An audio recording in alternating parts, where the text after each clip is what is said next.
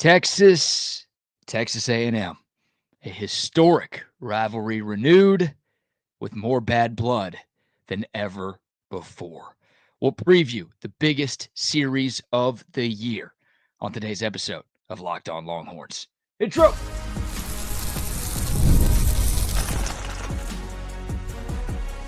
You are Locked On Longhorns, your daily podcast on the Texas Longhorns. Part of the Locked On Podcast Network, your team every day. Welcome in. You were locked on to the Texas Longhorns. I'm your host, BK Brad Kellner, Texas grad, Austin native, and longtime sports radio host here in the Lone Star State. Thank you for making Locked On Longhorns a part of your day every single day. We're free and available wherever you get your podcasts and on YouTube as well. Please like, subscribe, leave a comment, and tell your Longhorn friends about Locked On, your team every day. Today's episode is brought to you by FanDuel. Right now, new customers can get $250 in bonus bets when your first $5 bet wins. We'll talk some Texas football. More specifically, we'll talk about the Longhorns in the NFL draft a little bit later in today's show.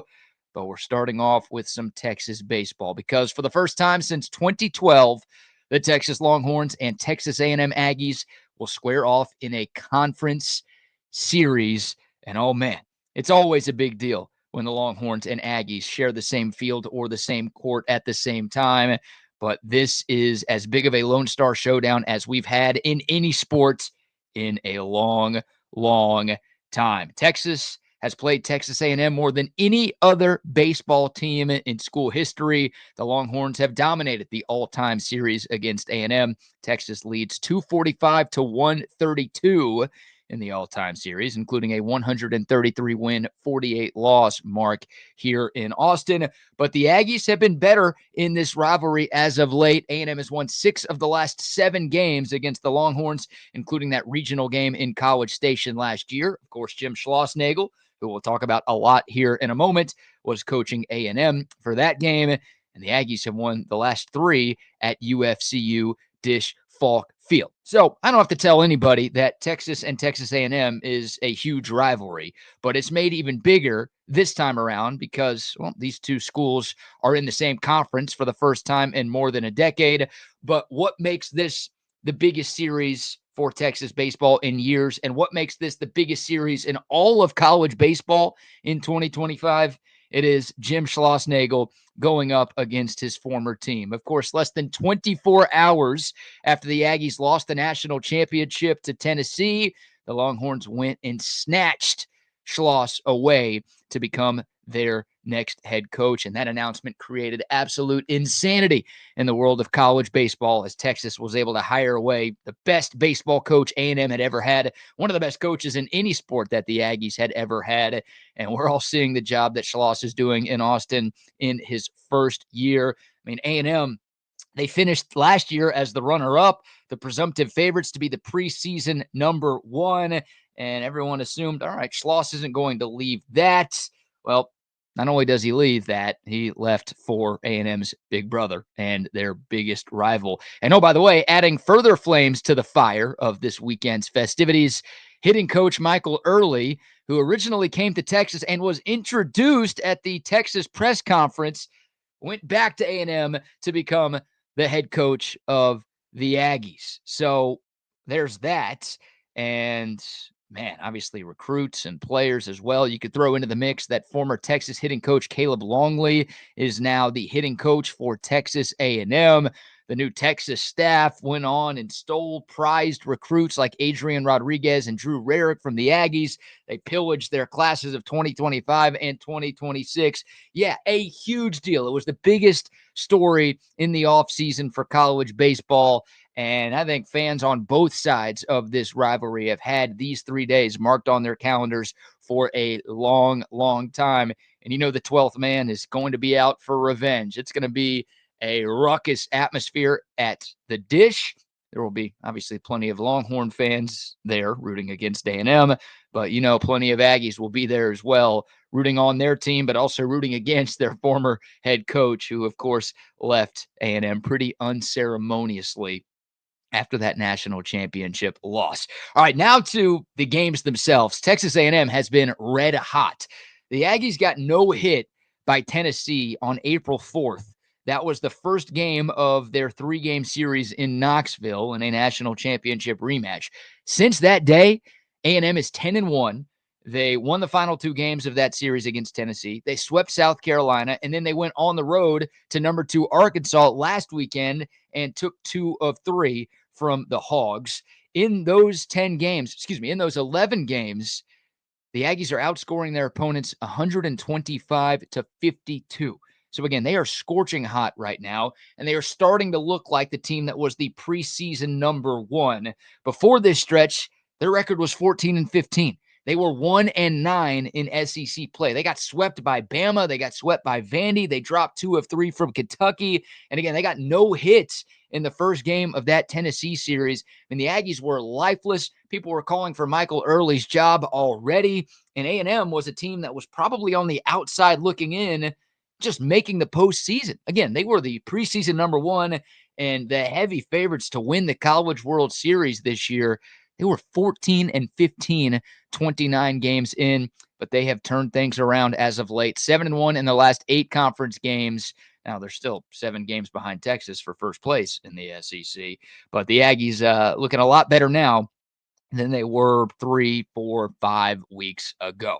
Of course, Texas, it's pretty good. I don't need to tell you all that. The Longhorns have been one of the most consistent teams in the nation all year. Texas has won 6 straight SEC conference series. 4 of those 6 have been series sweeps. The Longhorns, the only team in the league to have yet to lose a conference series. And of course, the Texas pitching staff has been the biggest reason why the Longhorns have the number 2 team ERA in the country. And they have by far and away the number 1 staff ERA in the Southeastern Conference. But we know Jared Spencer is not pitching this weekend, and we now know he's going to have shoulder surgery, and he won't be pitching at all in 2025. So that's a tough loss for a Texas team that is already playing without its best position player in Max Ballou. Now their Friday night starter is done for the year as well. It'll be up to Ruger Riojas and Jason Flores to pick up some of the slack. Riojas, the normal Sunday starter, he's moving to Friday. And Jason Flores, who's been really, really good in a couple of different roles for this team, is more than likely getting the ball on Sunday. Overall, looking at the stats in conference play, Texas and Texas A&M at the plate pretty evenly matched. Texas has a slight advantage in batting average. The Aggies have a little bit more power this year. Both teams are pretty similar in terms of walks and strikeouts, but the 2 glaring differences between these 2 clubs, why Texas is 15-3 in the SEC and why A&M is 8-10 in the SEC. The Longhorns have been much better defensively, and the Longhorns have been much better on the mound. And when you think of Texas baseball, what do you think of? Pitching and defense. That's what the Longhorns have been known for over their incredible history, and that continues to be the case here in 2025. The Horns' conference ERA is half of the Aggies' conference ERA. And the back end of the Texas bullpen with guys like Max Scrubs and Dylan Volantis, that's been a huge strength for the Horns. That's been a huge weakness for the Aggies. The A&M bullpen has been incredibly inconsistent this year. So again, no Jared Spencer. He's a big part of why Texas's pitching numbers are as good as they are. He will be missed, but the Longhorns have shown that they've got depth in the rotation and in the bullpen as well. And that depth has been a lot better than what A&M has had to this point in the year. Ryan Prager will get the ball for Texas A&M. Again, going up against the aforementioned Ruger Riojas. Prager was an All-American last year. He is not having the same 2025 that he had in 2024. He's given up as many home runs and runs and nearly as many walks this year as he did all of last season. We haven't even reached May yet. Ryan Prager has an ERA over 5 in SEC play this season. Again, he's still really good, and he's capable of being one of the best pitchers in the country, and he's a guy who's going to be pitching in the majors at some point, but so far, not so good for Ryan Prager. So that's the good news for Texas, as even without their Friday night starter, A&M's guy's been struggling a little bit. So hopefully this high-powered Texas offense can continue to get the job done. The Longhorns have scored 14 runs in each of their last 2 games. Of course, the midweek thriller against Texas State and then the series finale where they ruled Auburn. The Bats are going to have to pick up some of the slack without Jared Spencer.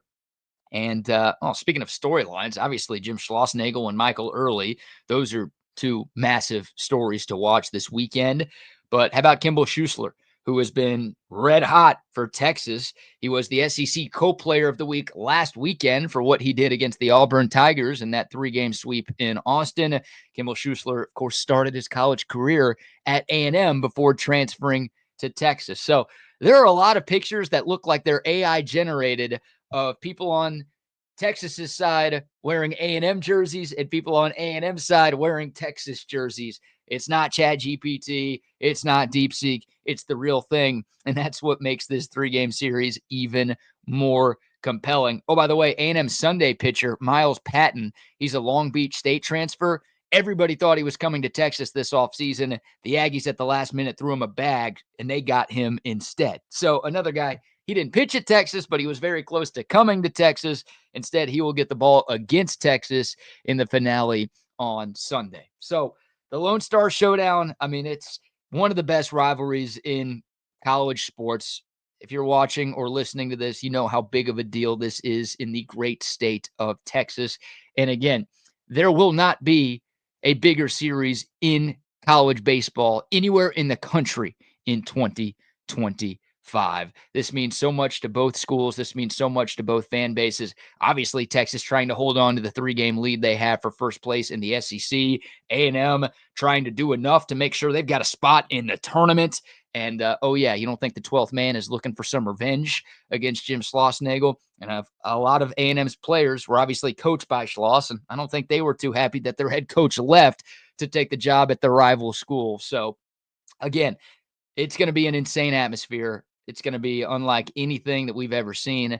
I know Texas has hosted 3 top 10 teams already this year, and there have been some super regional-like feels at the Dish, but this one will be on another level. Turn it up to 11 for Texas and Texas A&M. Hopefully the Longhorns can continue to get the job done. I'm going to pick Texas to take 2 of 3. I'm going to predict them to keep this conference streak alive. I think the Longhorns find a way to get it done against Little Brother.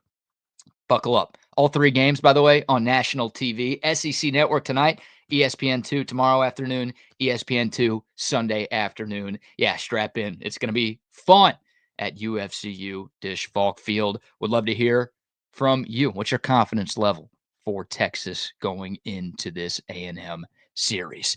All right, let's shift gears here. Let's talk a little NFL draft. The Texas Longhorns made some draft history in Green Bay last night. What do we think about the new homes for the newest Longhorns in the NFL? We'll discuss next right here on Locked On Longhorns. But first, did you know your Fire TV is also an Xbox?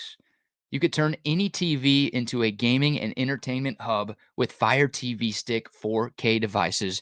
No console required. Just grab your paired controller, subscribe, or sign into Xbox Game Pass Ultimate with EA Play included, and you're ready to play. Tons of great titles like EA Sports College Football 25, Call of Duty Black Ops 6, and many, many more. And of course, you can stream all of your favorite shows. It's gaming, it's entertainment made simple, and it's all on your Fire TV. It's the latest technology. And again, you get all of the games, but also you get more than 1.5 million movies and TV episodes from your favorite streaming services like Netflix and Prime Video and Disney Plus and ESPN Plus and all of them.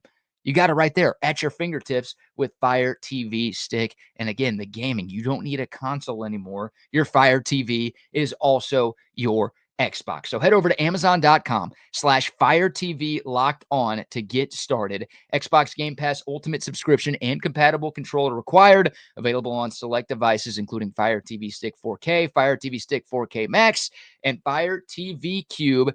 Again, one more time, Amazon.com/Fire TV Locked On for more info. Back here on Locked On Longhorns, your team every day. We talked about it yesterday.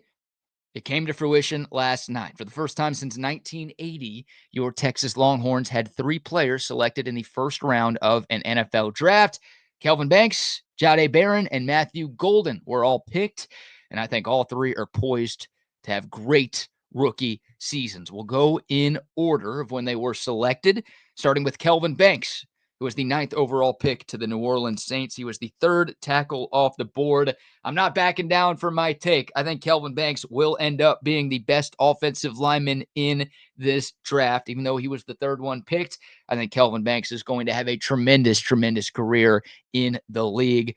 And man, all of that stuff about Banks falling down draft boards, all the talk about him not being big enough. Oh, he's too small. His arms are too short. Oh, he's not good enough. This, that, and the other. All a bunch of malarkey, right? The Saints got it right. I kept seeing mock drafts that had Kelvin Banks falling all the way outside of the top 20, and I couldn't believe my eyes. Just turn on the tape. The guy is dominant, and he was dominant for all 3 years at Texas, going up against great competition. He passed every single test that was thrown his way. Not only did he pass them, he aced every single test that was thrown his way. And yeah, he is a stud. The Saints is an interesting fit, not because they're bad or anything like that. It's just the Saints took a left tackle in the first round last year. They also took a right tackle in the first round in 2022. I think Trevor Penning, who was that 2022 first, probably on his way out in New Orleans. He hasn't been as good as the Saints wanted. So my guess is Kelvin Banks becomes your day one starter at right tackle. Obviously, a little bit of a transition for him because he played on the left side of the O-line for the entirety of his college career. But I don't think that switch is going to be an issue at all. Kelvin Banks, a super high character kid. He's got his life put together too, way more than I did at the age of 21. He's engaged. He's got a kid. He just puts on his hard hat and goes to work every single day. High motor, high character, hell of a player. Great get by the Saints. And Kellen Moore, the new head coach there, an offensive-minded guy. He knows the importance of good protection.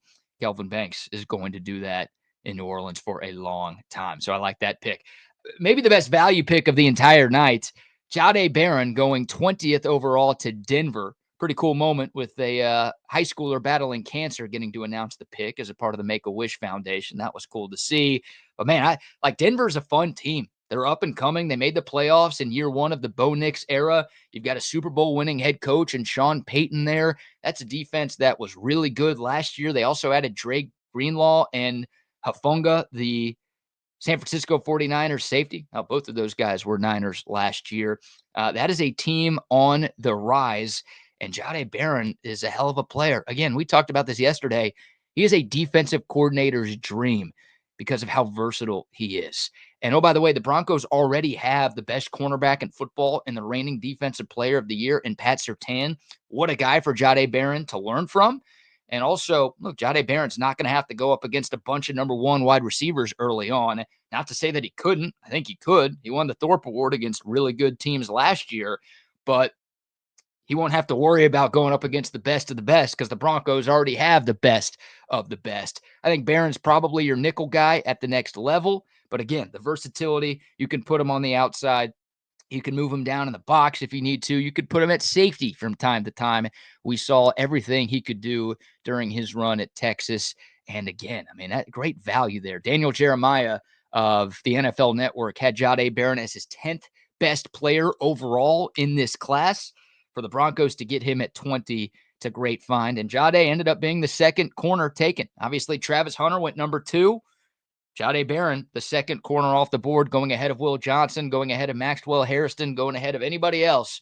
And I think that's the right move. This guy's a monster. Speaking of high motor and high character, yeah, Barron's going to become a fan favorite very early on in the Mile High City. Speaking of fan favorites, maybe the moment of the first round involved lifetime Longhorn Matthew Golden, who went to the home team, 23rd overall.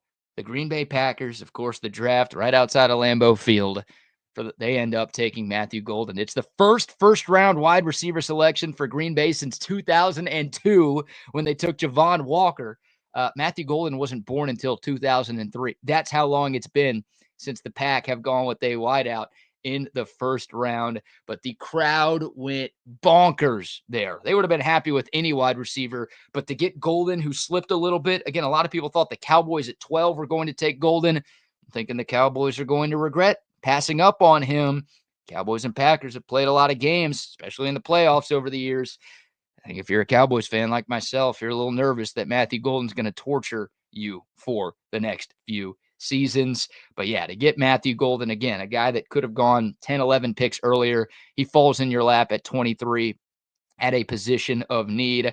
I hate it because I hate the Packers, and I think Golden is good, and I don't want good players on the Packers, but it's a great fit for Matthew Golden. Another really, really good franchise, a team on the rise with a great young quarterback in Jordan Love. The Packers, a playoff team from last year. That's a good thing. When you slip a little bit, well, you might not make as much money as the guys who get selected before you, but you go to better teams and you go to better situations. And Green Bay is a great situation. And when you're a wide receiver, you need a good quarterback with you. That's Jordan Love. I'm excited to see the arm strength that Jordan Love has, chunking up deep shots to Matthew Golden with his 4.29 speed. We know how good Golden is in short and intermediate range as well. It's a great pickup. It's a great fit. And what a moment last night in Green Bay, Wisconsin. What a moment for the very sharply dressed Matthew Golden. That was cool to see. So congrats to all three of those now lifetime Longhorns for going in round one. And again, some history for Texas last night. Hey, 3 down, a lot more to go. Where will the rest of the draft eligible Longhorns end up this weekend? We've got some updated mock drafts, and I'll give a couple of best team fits for guys like Quinn Ewers, Jaden Blue, Andrew Makuba, and more coming up next right here on Locked on Longhorns. But first, how about a word for FanDuel? The NBA playoffs are upon us, and FanDuel is giving new customers an incredible way to get in on all of the action. Right now, when you join FanDuel and place your first $5 bets, you'll get $250 in bonus bets if your bet wins. Just like that. You win a $5 bet, you're going to get $250 in bonus bets. FanDuel makes betting so easy from their website, from their app. It doesn't matter if you're picking the favorites, if you're picking the underdogs, if you're picking your favorite team, it's all up to you. Plus player props, live in-game betting, same-game parlays, so you can really make some serious coin. It's all there for you at your fingertips with our great friends at FanDuel. So don't miss out. Head over to FanDuel.com and claim your $250 in bonus bets today. One more time, it's FanDuel.com. Welcome back to Locked On Longhorns, your team every day. Final segment of a Friday show. 3 Longhorns going in the first round of the NFL draft last night. How many more will go in day 2? How many more will go in day 3? We've got an updated mock draft from our friends at CBS Sports. They give predictions for every pick that will take place tonight. And they think 1 Longhorn is going in round 2, and 2 more Longhorns will go in round 3. They've got Alfred Collins going 62nd overall to Buffalo. Again, you fall a little bit later in each round, you end up going to a really good team. Buffalo is a serious contender in the AFC. They could use a big body like Alfred Collins on the interior of their defensive line. That'd be a great pick for them and a great spot for big number 95 to end up at. I would love that. The 2 Longhorn CBS Sports thinks are going in round 3. Isaiah Bond, 78th overall to Arizona. I have no clue where Isaiah Bond is going to go. We saw some mock drafts. Heck, I think we talked about a mock draft a couple of weeks ago that had Isaiah Bond going in the first round. Obviously, that didn't happen. You wonder about the off-the-field situation and how that impacts Isaiah Bond's draft stock. Still a lot of uncertainty there. I think if that didn't exist, Isaiah Bond would be a lock to go today, round 2 or round 3.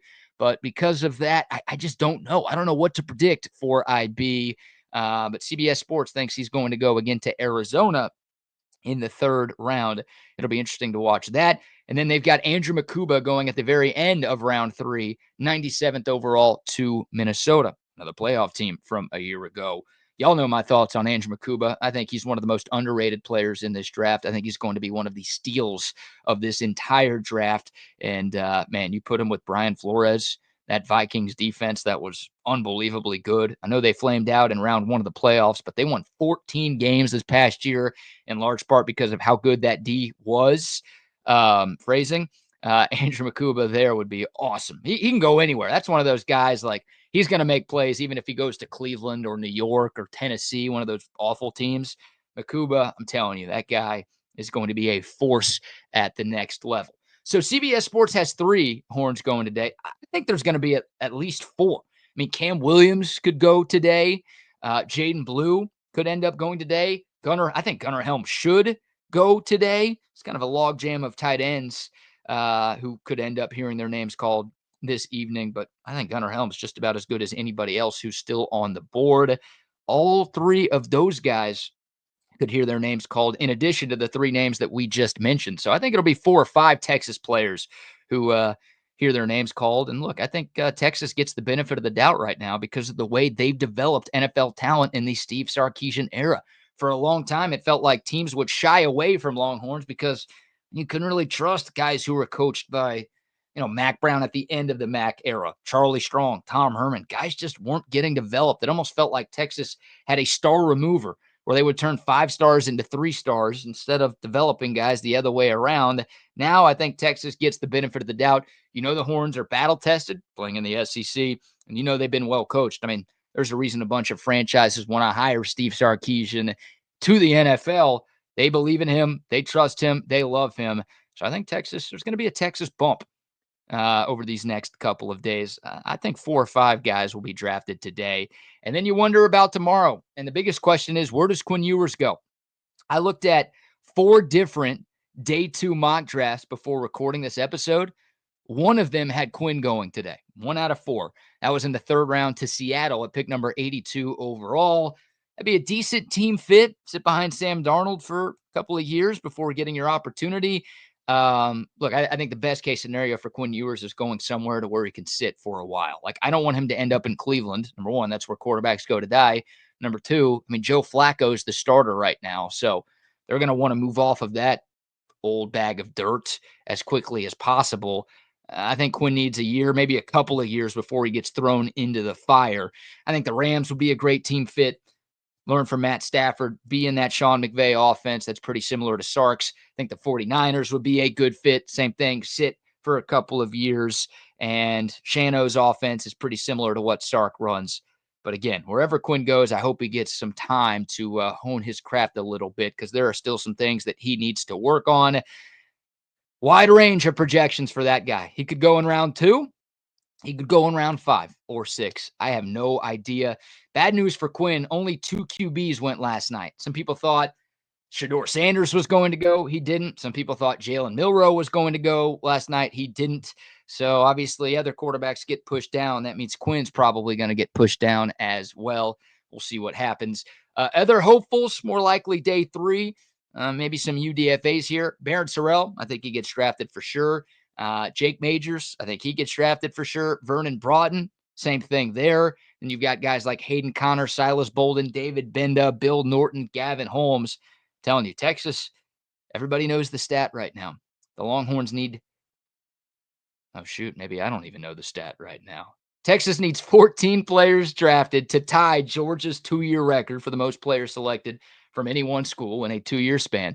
And if they get 15 drafted, they will break Georgia's record for that. So they're at 3 right now. They've got 6 more rounds to get 14 or 15 to tie or break the record, respectively. The Longhorns have a chance to make it happen. We'll see if that Texas bump that I'm talking about gets them over the hump. But best of luck to all of those guys. I'm super excited to recap the NFL draft on Monday. There's going to be a lot of name, University of Texas coming up this weekend from whoever the hell is making the draft picks. They get really weird on day 2 and day 3. But that's going to do it for today's episode of Locked on Longhorns.